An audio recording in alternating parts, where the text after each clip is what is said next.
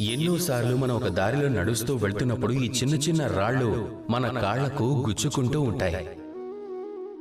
అప్పుడు కూడా వాటిని అవమానించకూడదు. వాటి ప్రారంధం చూసి, వాటి భాగ్యం చూసి, వాటి ఆకారం చూసి ఎప్పుడూ హేళన చేయకండి. ఒకవేళ ఏదైనా గాలి దుమారం వస్తే అప్పుడు ఇదే చిన్న రాయి మీ కళ్ళల్లోకి వెళ్ళిపోతే అప్పుడు అది మీకు ఎంతో కష్టాన్ని కలిగిస్తుంది.